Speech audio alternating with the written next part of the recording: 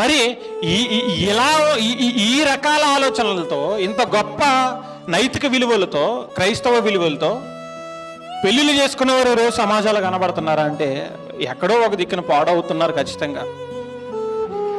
కారణం, మొదట్లో బాగానే ఉంటున్నారు, దేవుని కేంద్ర స్థానంగా పెట్టుకునే ప్రార్థనలో బాగానే ఉంటారు, వాక్యం చదువుకోవడంలో బాగానే ఉంటారు, ఆరాధనకి వెళ్ళడంలో బాగానే ఉంటారు, ఏదైనా మీటింగ్లు పెట్టినప్పుడు ఆ పనులు చూసుకోవడంలో బాగానే ఉంటారు. కానీ రాను రాను వీరిద్దరిలో ఎవడో ఒకడికి ఏమవుతుందంటే ఒంటరిగా ఉండడం మొదలు పెడుతున్నారు, పాడవుతున్నారు. గుర్తుపెట్టుకోండి, భార్యాభర్తలు ఇద్దరూ కలిసి ఉన్నంత వరకు అపవాది టచ్ చేయడం అంటే చాలా కష్టం. అపవాది అంత బేగా టచ్ చేయడు. కానీ వారిద్దరిలో ఎవరైనా ఒంటరిగా ఉండాలన్న ఆలోచన వచ్చినాయి అనుకోండి, దొరికేసింది అపవాదికి ఛాన్స్.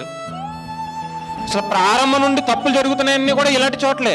అవ్వాదాము ఇద్దరు ఉన్నప్పుడు అపవాది వచ్చాడా? అవ్వ మాత్రమే ఉన్నప్పుడు అపవాది వచ్చాడా?